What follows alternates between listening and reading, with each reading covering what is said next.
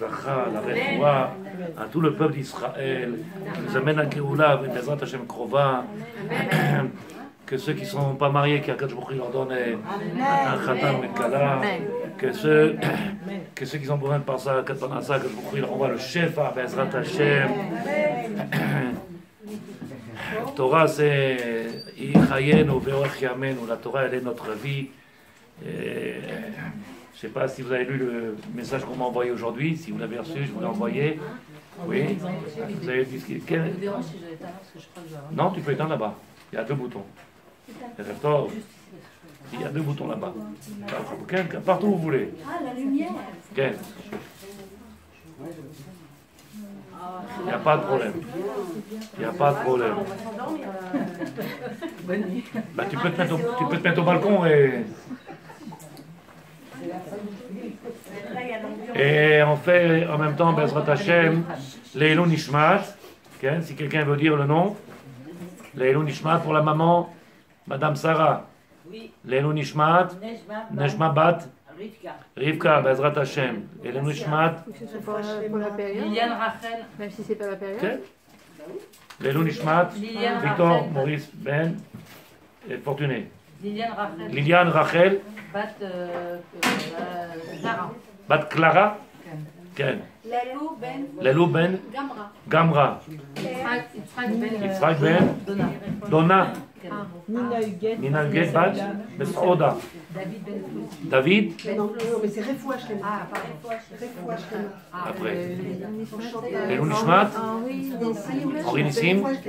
Ben Dora. Zora. Refoua Shlema, Ken, madame. Pour un décédé. Refoua Shlema. Refoua Shlema Lémi. Rabbi Chaim. Shmuel. Ben Chana Yakot.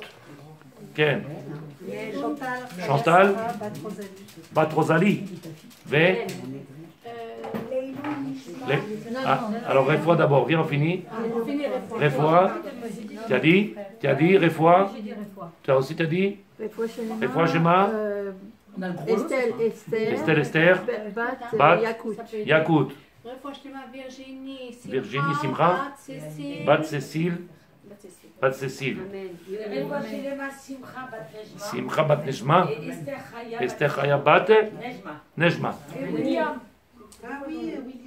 Et Yoni Ben Sarah, Bezrat Hashem, Betor Shach Cholam Israël, dans tous les. Betor Cholam Israël. Tu sais très bien que celui qui bénit pour les autres, il pense aux autres, alors que le il fait que. C'est pour ça que je ne m'inquiète pas, Baruch Hashem. Et Rev Tov, on vous attendait, on ne voulait pas commencer. Istabar chez moi, elle m'a cru en plus. Bon, mesdames, avec l'aide de Dieu. Et ce Shabbat, là, on a commencé un shiur. Ce Shabbat, là, j'ai commencé un shiur et j'essaie de donner, qui a été très compliqué pour beaucoup de personnes. Il a été mal compris dans le sens où j'ai essayé de faire comprendre avec l'aide de Dieu, avec nos maîtres comme le Ramchal, comme le Marat de Prague, et, comme le Baal HaTanya, et beaucoup de nos maîtres, comme ça, il ramène ici le Rav Kook aussi. Tous ces rabbanim là qui nous expliquent un petit peu.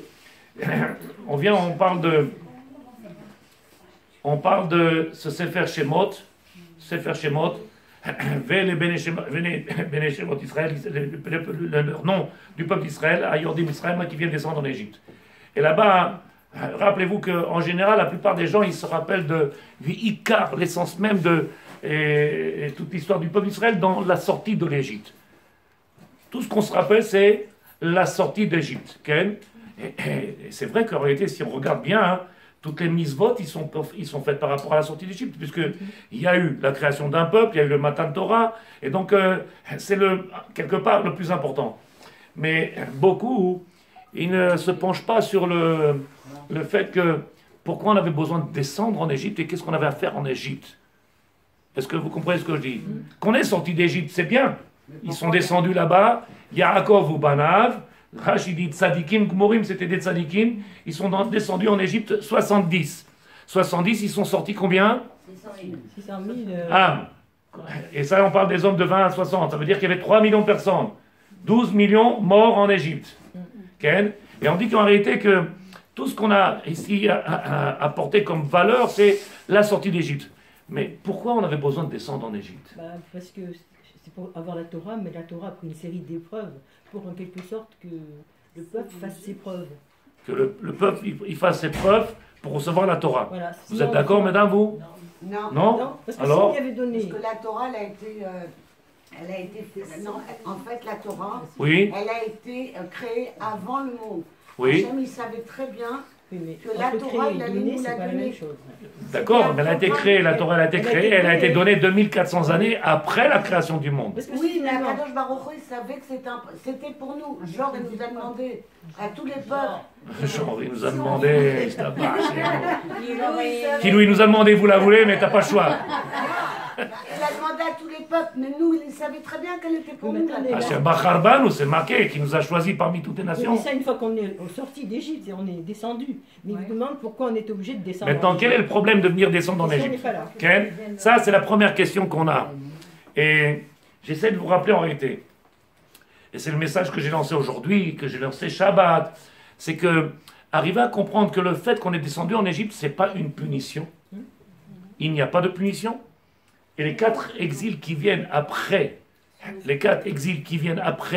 l'Égypte, et dans la dernière où on est aujourd'hui, Bezrat Hashem, il faut que ce soit maintenant Mashiach et la reconstruction de Beth Amikdash, ils ne sont pas non plus une punition. C'est vrai que quand on dit exil, on a l'impression de quelque chose de lourd, quelque chose où on a souffert, et ça n'a pas été facile, et on a laissé des plumes dedans. Mais en tout cas, il n'y a pas de punition dans les 4 exils. Pourquoi c'est pas une punition? Je vous explique. Parce qu'il est marqué que les 4 exils, ils sont écrits déjà dans le Sefer Bereshit. Quand on prend le Sefer Bereshit, le premier livre, avant qu'on commence à parler de Shemot, du peuple d'Israël qui vient descendre en Égypte, dans le Sefer Bereshit, c'est marqué les 4 exils. Tov v'choshech al pnei tehom. Là-bas, il y a eu le Tov vavohu, v'choshech al pnei tehom et les ténèbres qui étaient sur la face de la terre. Là-bas, les Chamim nous expliquent que tout ça, ce sont des codes, et en réalité, ils nous expliquent qu'il y avait les 4 exils. Donc, si on commence à faire Bereshit, bien avant qu'il y ait un peuple, bien avant qu'il y ait une nation, bien avant qu'il y ait Matan Torah, et qu'on est en train de nous parler déjà de l'exil, si je la prends comme punition, c'est sûrement que j'ai rien compris. L'exil en elle-même, elle n'est pas une punition. Elle est construction. Donc, elle a dit Tzadeket. Qu'est-ce qu'on va essayer d'expliquer? Quand le maître du monde il a créé ce monde-là, comme la Torah elle précédait le monde, c'est Badaï qui devait donner la Torah. Adam Arishon déjà il a commencé, il nous a fait une blague. C'était pour la Emouna. Déjà il nous a fait une blague. Il a déjà commencé à faire quelque chose qu'il ne fallait pas.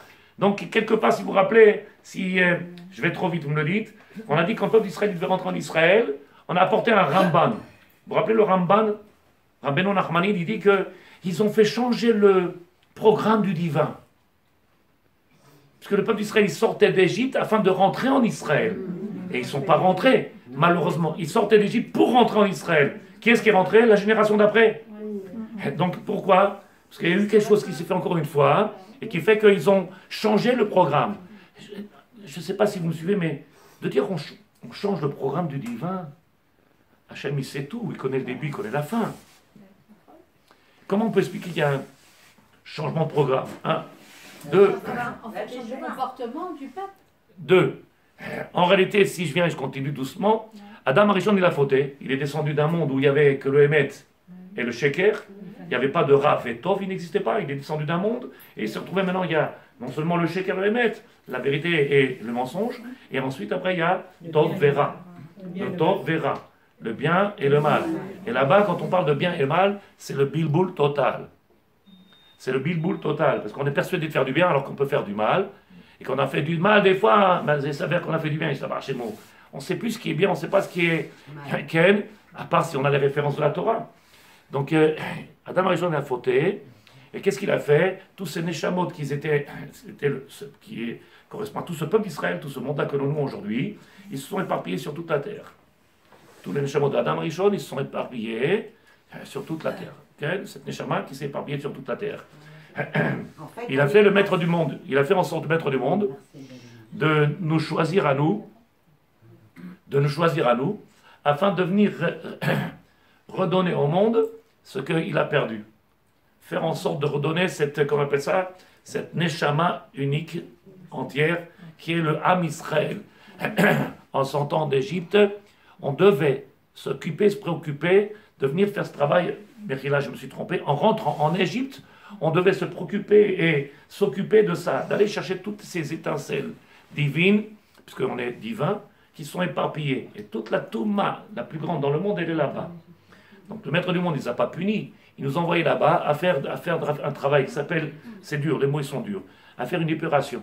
Chercher, c'est les chamotas qui peuvent servir au programme. Quel est le programme?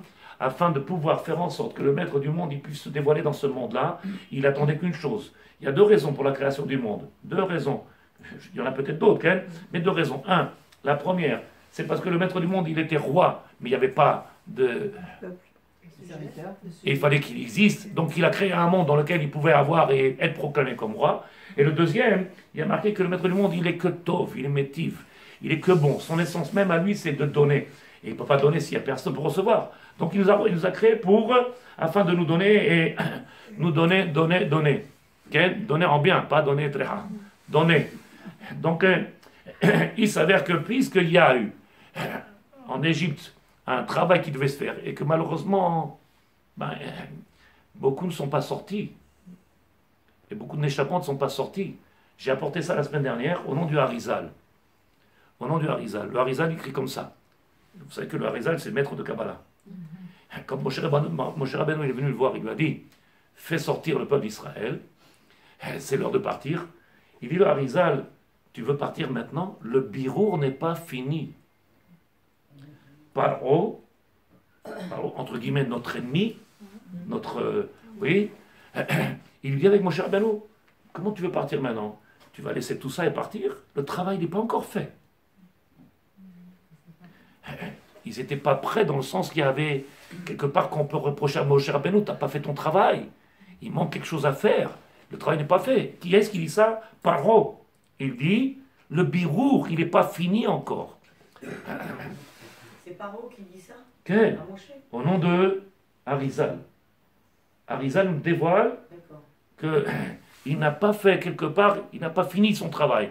Maintenant, quel est le problème? Et que vous savez très bien que le peuple d'Israël est arrivé à un niveau de touma, d'impureté tellement grave, 49e degré d'impureté. Et le maître du monde, qu'est-ce qu'il a fait? Il a promis avec Abraham, comme elle a dit Sarah tout à l'heure, Ger Yezaracha Beres Olahem, ton peuple, il sera une nation qui sera dans la galoute et qui vont être asservis, et que. Il lui a déjà tout dit avec Abraham Avinu, alors qu'on est loin encore de. On est loin dans l'espace-temps de la galoute de l'Égypte. On est loin. Qu'est-ce qu'il nous dit la Torah? Au moment où il vient détruire Sodome et Gomorre, le maître du monde, il dit avec Abraham, je vais détruire Sodome et Gomorre. Qu'est-ce qu'il fait Abraham? Il se bat. Et peut-être qu'il y a 50, et peut-être que, il s'est battu. Au moment où il lui a dit, guerre Isaac, ton peuple, il va être une nation dans l'exil. Et que, Abraham Avinu, il dit même pas un mot. On n'entend pas dans la Torah. Est-ce que vous me suivez? Vous avez un mot qui a été dit? Rien. Pour Sodome et Gomorre, oh là là, il se bagarre. Et peut-être qu'il y a 50 sadikim, mais peut-être que, on voit qu'Abraham, il se bat avec Hachem, qui ne veut pas laisser faire ce qu'il veut, le maître du monde.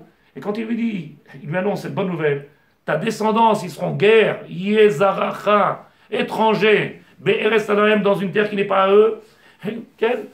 Baruch Hashem, très bien, tout va bien. À ce moment-là, qu'est-ce qu'il lui a dit? Il n'est pas en train de lui dire à Abraham Avinu, je vais punir tes descendants. Il est en train de lui expliquer comment le programme il va se faire. Comment le programme il se fait. Donc il ne peut pas venir dire non, ne le punis pas. Il est en train de lui expliquer comment le programme, Dieu, il lui dit, Abraham, tu sais comment il commence le programme? Pour qu'on puisse en réalité arriver à ce qu'il attend, le maître du monde, c'est nous faire passer par la première exil qui s'appelle l'Égypte. En réalité, le Zohar Kadosh, il dit, si on avait réussi à faire notre travail comme il avait demandé Paro avec Moshe Rabbeinu, pourquoi tu sors? Le birour, il n'est pas fini. Attends, il y a encore de quoi travailler. Je vous donne un exemple maintenant. Si la Géoula, elle arriverait, et tous ceux qui sont là-bas, ils ne vont pas rentrer dans le train, on les laisse, papa, maman, les frères, les sœurs, tous ceux qui ne sont pas dans le train, comment on fait? Il faut aller les chercher. Qu'est-ce qu'on va faire de ça, les quêtes? Garde ta parole maintenant de côté, parce que dans quelques instants, on va être obligé de la ressortir. Garde-la de côté, on va la retirer. On va être obligé. Et donc, en réalité, qu'est-ce qu'il a demandé? Il a demandé de faire un travail qui soit commun, un travail d'ensemble, un travail d'unité. Il a demandé qu'on fasse quelque chose qui soit un travail du peuple, d'un peuple, d'une nation. Ils ont failli à leur travail. Et qu'est-ce qu'il fait le maître du monde? Il leur a dit, ils seront étrangers pendant 400 ans. On n'est pas resté 400 ans. Pourquoi on n'est pas resté 400 ans? Parce qu'il y a marqué, le soir de Pessah, on le dit, Goy Mikerev Goy, un peuple parmi un autre peuple. Kilou, ils sont arrivés tellement à s'assimiler, à perdre leurs racines, à ne plus se différencier, que le maître du monde, pour aller sortir les quelques-uns qui sont sortis, les quelques-uns, il allait les faire chercher comme c'est marqué dans comme ça, le Ramchal, le Maharal de Prague, comme le bijoutier dans l'or dans le creuset là-bas. Chercher les petits millions de grammes, comme on appelle ça, les microns. Chercher d'or dans le creuset. Quand on a fait fondre de l'or, il reste des petits morceaux. Comme ça, il a été chercher les Juifs. Et pourtant, ils disent Israël. ils ont dit qu'ils n'ont pas changé de nom, ni de vêtements. Quel. C'est pour ça qu'il y en a que combien qui sont sortis. Malgré qu'ils n'ont pas, comme on l'a dit, et on a expliqué encore, le Midrash, il dit ça. On est en train de demander comment il est possible que 80% sont restés en Égypte. Pourtant, ils ont gardé leur habitude. Qu'est-ce qu'elle a dit? Ils ne faisaient pas la circoncision quand même. Comment? Ils ne faisaient pas de circoncision. Ils n'ont pas fait la circoncision. Ils ont été quand même... Ils l'ont fait en sortant, Vadaï. Oui, d'accord, mais Ils n'ont pas fait la Brit Mila. Donc en réalité, qu'est-ce qui me fait peur, moi, dans tout ça, c'est que je crois qu'aujourd'hui, si vous êtes d'accord, Ken, je crois que pour la majorité du monde, on se préoccupe plus de la sortie d'Égypte que le fait de pourquoi on est descendu d'Égypte et qu'est-ce qu'on allait chercher. Et on a commencé le premier livre la semaine dernière, Shemot, là c'est Parashat Vayera, et en réalité on ne se pose pas de question, pourquoi on avait descendu en Égypte? Et on a parlé de l'Égypte en tant qu'esclavage, en tant que punition. C'était pas une punition, c'était un birour. C'était ce qu'on appelle faire un triage, une épuration, faire un tri, afin de pouvoir prendre ceux qui sont aptes et prêts à pouvoir commencer le programme du divin. Malgré cela, encore une fois, le maître du monde il n'a pas pu attendre. Il y a marqué Bechipazon, Yatsanu Mimitzraim. On est sorti d'Égypte à la hâte, à la hâte. Vous vous rappelez le soir de Pessah, on a dit à la hâte de qui? À la hâte des Égyptiens, à la hâte du peuple ou à la hâte d'Hachem? Vous vous rappelez? En réalité, si tu me dis que le peuple était à la hâte, il voulait partir, oui, c'est pas vrai, tu peux pas dire ça, pourquoi? Puisque c'était marqué Goy, Mikerev Goy, un peuple parmi les peuples. Ils se sont assimilés, ils ont perdu leurs racines. Quand tu dis à la hâte des Égyptiens, parce qu'ils voulaient vite qu'on parte, ils avaient marre de prendre des coups sur eux. Non, à la hâte d'Hachem. Pourquoi? Parce qu'on aurait laissé encore un petit peu, ben, il n'y aurait pas eu de programme. Il n'aurait pas pu commencer le programme. Donc Hachem, il était à la hâte. Il a fait raccourcir la galoute. Le problème, il est que, qui est-ce de vous qui connaît la réponse? Le fait d'avoir raccourci la galoute, c'est-à-dire cet exil qui a été en Égypte. Madame Attali, ça a bien fait ou pas? On est en train de la rattraper maintenant. J'ai pas entendu. On est en train de la rattraper maintenant. On est en train de faire quoi de ça de quête maintenant? Ta guide dit. La rattraper maintenant. On rattrape les On recommence plutôt. On a recommencé. On n'a pas appris la leçon.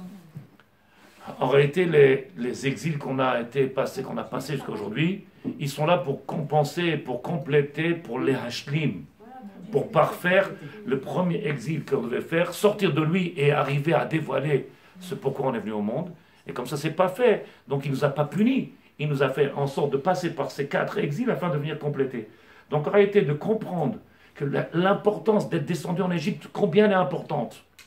Combien elle est importante. Et on a parlé jusqu'à aujourd'hui que de la sortie. Et on se préoccupe que de la sortie d'Égypte. Alors que de savoir que si je sais pourquoi je suis descendu, alors je sais pourquoi je suis sorti. Je comprends quel est le but d'être sorti. Qui est-ce qui n'a pas compris? Donc le travail qu'on a, il est immense. Okay?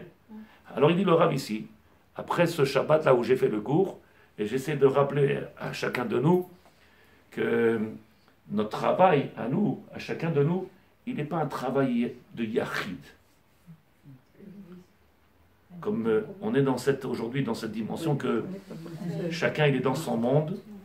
Si je me trompe dans les mots, vous m'aidez. Si je dis quelque chose que vous ne comprenez pas, alors vous m'aidez. On est chacun dans notre monde et chacun il essaye de faire mieux que l'autre. On ne parle pas de compétition parce que ça va déranger certaines personnes, mais on essaye. Alors qu'on oublie qu'en réalité que nous sommes tous pour un. Je n'ai pas fait exprès. Hein. Il peut pas avoir de. Ça ne peut pas exister. Puisque toute la raison de cette galoute, de cet exil-là, elle est qu'on ressorte une nation afin de faire ce travail-là. Et aujourd'hui, quand on essaie de comprendre comment nous-mêmes, dans nos têtes, on évolue. Ce matin, j'en ai parlé, mais il y en a un qui m'a demandé, mais Rav, vous ne vous rendez pas compte combien on a changé?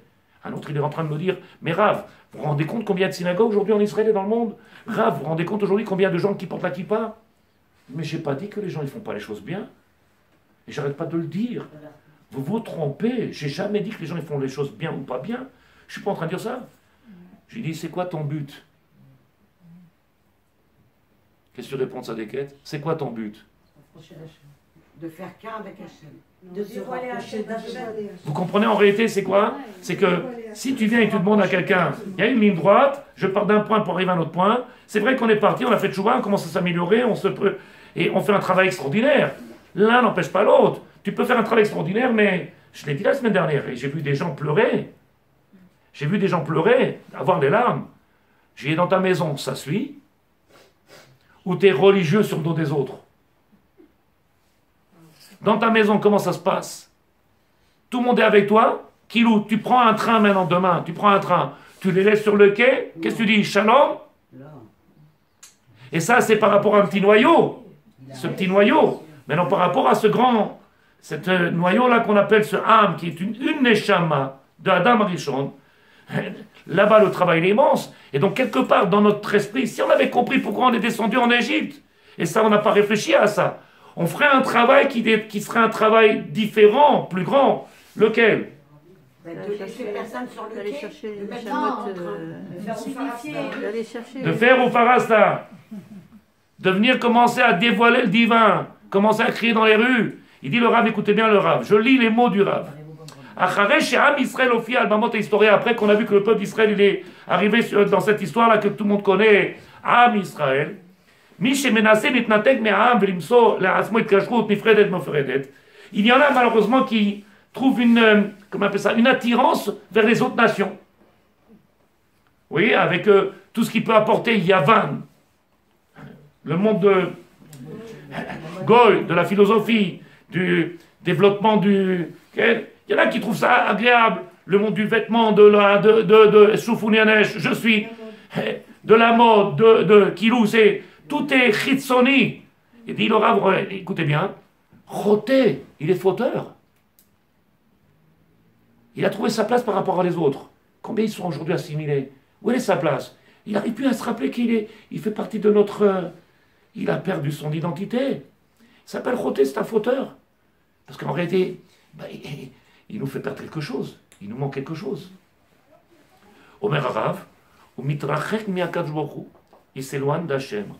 Qui a trilat anatzrut. Comment ça a commencé, tzadikim, toutes ces conversions qui a été faites, cette guéroute qui a été faite, on a vu que combien de juifs ils sont convertis à christianisme, parce qu'il faisait partie d'une certaine société, d'un certain cadre, qu'ils ont perdu. Vous savez pourquoi? Parce que je crois en réalité qu'on n'arrive pas à comprendre. Si je vais vite, vous me le dites. On est là à jouer tout petit dans nos mitzvot. C'est bien comme ça, Raph. Qu'est-ce que tu fais? Qu'est-ce que tu es en train de me dire? Comme ça, c'est bien? De quoi on parle? Je ne suis pas en train de rigoler. Mais je ne suis pas en train de rigoler. Je ne suis pas en train de dire ce qu'ils font, c'est pas bien. Mais on est en train de perdre notre temps dans des détails, alors que le Icar, on l'a mis de côté. Parce qu'on ne nous a pas transmis, on n'a pas compris en réalité pourquoi on avait besoin de descendre en Égypte. On n'a pas été punis. Puisque la nation, elle existe qu'après la sortie d'Égypte, donc il ne pouvait pas avoir une punition. Donc ça voudrait dire que le Maître du Monde, il nous a choisis parmi les nations afin de nous donner, nous, le rôle principal dans ce monde-là, et de propager, le dévoiler au Pharaon afin de faire en sorte qu'on puisse revenir à ce qui était prévu. Mais dans notre tête, oh là là, qu'est-ce qu'il va nous dire encore le Rav? Oh, bah c'est jamais bien. Alors au début j'ai mis comme ça, maintenant j'ai descendu un peu, j'ai mis des collants. Et on la regarde, on lui dit, mais je te parle de lui, je ne parle pas de toi. Tu te rends compte où tu t'es arrêté? Tu es en train de te regarder encore à toi. Il dit le Rav comme ça. Et Madame Mevin, chez Galout Kdushat Hashem Inyan Klal, en réalité il dit comme ça, que si on comprenait que le dévoilement du divin, comment on appelle ça? C'est quelque chose qui concerne le Klal Israël. C'est quelque chose qui concerne chacun de nous. C'est pas individuel. C'est pas si tu as mis comme ça, ou tu as fait comme ça, ou si tu manges plus, ou tu as fait plus cachère ou pas. Ça dépend de quoi? Du Klal. Ça veut dire que le Klal, il a compris qu'il y a un travail de Klal Israël. C'est-à-dire que, comme c'est marqué dans la dernière paracha du livre de Devarim, Nitzavim, Atem Nitzavim Kulchem Hayom, Arevim. Nous sommes dans le même panier, nous sommes ici pour la même raison, tous, autant qu'on est la preuve même. Dans une bête Knesset, il peut y avoir un tzaddik, il peut y avoir un rachat, on est tous là pour lui. Et pour vous dire quelque chose, peut-être que je vais faire du mal, mais vous savez que le Gaon de Vilna, il a fait la guerre à qui? Au Baal Atania, au Baal Shem Tov, il a fait la guerre aux Chassidim. Vous savez ce que ça veut dire? Il a fait la guerre comme le Rav Shach, il a fait la guerre et encore aux Chassidim. Pourquoi? Vous voulez que je vous dise pourquoi? Essayez de comprendre ça, Dikim. Si vous ne comprenez pas, ça risque de devenir du Lachon Hara et transformer mes paroles, alors que ce n'est pas mon but, puisque c'est écrit. Okay? Le Gaon de Vina, c'est pas Rav Oubli. Il est venu, le Gaon de Vina, qu'est-ce qu'il a dit? Ma'amatara. Quel est notre but? Est-ce que c'est un but commun ou pas? Vous êtes en train de créer la... Quoi? La session. Quel galout? La séparation. La séparation. Mais en fait, c'était juste le contraire. Vous êtes en train de créer... Comment ça, c'est le contraire? Ils n'étaient pas en train de créer la scission, ils étaient justement en train de ramasser tout le monde. Les Chassidim. Alors pourquoi il a fait la guerre Parce qu'il avait peut-être peur, les gens n'étaient peut-être pas encore... Oh, les mots qu'il a écrits. Il avait un chachash, il avait la crainte qu'en réalité, malheureusement, combien même des fois les idées sont plus que bonnes. Regarde aujourd'hui qu'est-ce qui se passe. L'idée de base, elle est quoi? C'est Vadaï qu'il va falloir trouver une autre solution. C'est ce qu'il dit Baal Shem Tov. Baal Shem Tov, il dit Lo bati lechadesh Torah chadash. Il n'y a pas de Torah nouvelle. Même ça s'appelle Chassidut, Chassidim. C'est pas une Torah nouvelle. Tout ce qu'ils font, c'est ce qui a marqué dans notre Torah. Il n'y a rien de plus, il n'y a rien de moins. Il n'y a pas une nouvelle Torah. Simplement pour aller chercher les paumés, ceux qui étaient à l'époque assimilés, ceux qui n'avaient pas de parents qui leur ont donné une éducation. Il n'y avait pas de Torah. Pitom, on vient et on leur dit oh, tu sais que tu es juif. J'ai parlé avec quelqu'un il n'y a pas très longtemps et je lui ai demandé, tu peux leur demander si ça les intéresse de faire un cours de halakha. Il m'a dit, je suis en train de leur enseigner, leur faire comprendre qu'ils sont juifs. Alors, comment tu veux que je fasse un cours de halakha? Il est en train de leur expliquer là-bas, il a une barbe comme ça, un grand chapeau. Qu'est-ce qu'il leur enseigne, ça dit? Je peux leur faire un cours d'halakha, mais je suis en train de leur expliquer, c'est quoi être juif? Pour te demander, aujourd'hui, on ne parle pas de ya. Qu'est-ce que c'est être juif? En réalité, il a fait la guerre, le Gaon de Vilna. Pourquoi? Il dit comme ça, rachash, la crainte. Cette crainte-là, même l'idée, elle est bonne. Elle est formidable. Mais le problème, il est que, t'as qu'à regarder, on a l'impression qu'on est complètement... Celui-là, il va dans une direction, celui-là va dans une direction, celui-là va dans une direction. Alors que cette division, elle n'est pas bonne. Elle devrait être comment? Une seule unité. Alors je recommence. Qu'est-ce qui a marqué? Il dit le Rav. Quand on parle de nation, c'est un Gouf Shalem, c'est une unité. On parle Ouma, nation. Nation, ça ne veut pas dire plusieurs prates. C'est un ensemble, une unité. Il dit le Rav, Yesh ba Kohanim, et cette unité, elle est Kohen, Lévi, Israël, Anche Maaseh, Anche Ruach, des Tzadikim, Chassidim, Neviim, Pshutim, Tzibour, Racha. La nation, c'est quoi? C'est tous. Tous avec un seul but. Il dit Mirklal Shalem. Comme ça aurait été, ça devrait être Kshehu Mistakel ala Tzibour Kach. Le problème, il est que le regard qu'on a, nous, est-ce qu'il est par rapport au tzibour ou il est encore yachid? Le travail que je fais aujourd'hui, au jour le jour, j'accomplis mes mitzvot, je fais ma frachatra là, je fais. Il est fait dans quel but? Personnel? C'est pour la parnassa? C'est pour, encore une fois, c'est des ségoulottes et des... Quand est-ce qu'on va penser et on va commencer à comprendre que notre travail, il est sur le clan Israël, qu'on doit faire une unité de ce peuple d'Israël dans un seul but. C'est pour ça qu'on est descendu en Égypte. Dans un seul but. Je vais trop vite ou pas? C'est pas chaud? Un seul but. C'est la raison pour laquelle on est descendu en Égypte. Si je comprends pourquoi je suis descendu en Égypte, alors je comprends l'importance de la sortie d'Égypte. Je comprends pourquoi on sort d'Égypte. Et j'ai tout de suite un but. Et je vais vers un point bien tracé. Il est clair. Mais quand on ne comprend pas pourquoi on est descendu. Alors aujourd'hui, on te dit quoi? Je ne comprends pas. C'est pas mal, c'est bien. Mais il y a quelque temps en arrière, je ne faisais rien du tout. Et je n'étais même pas dans la sniout. Bon, tu vois bien qu'ils ne comprennent pas. Ils ne comprennent pas que notre rôle, il est un rôle immense. Il leur a, écoutez bien, il a donné un exemple.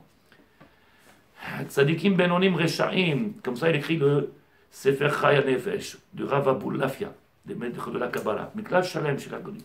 כשהוא מסתכל על הציבור כך, הוא מבין שפעולות שלו צריכות להיות במטרה להשפיע על כל המערכת. Quand un homme il fait Torah ou Mitzvot, en réalité, dans sa tête, il doit penser que je fais ça pour toute la Maarechet.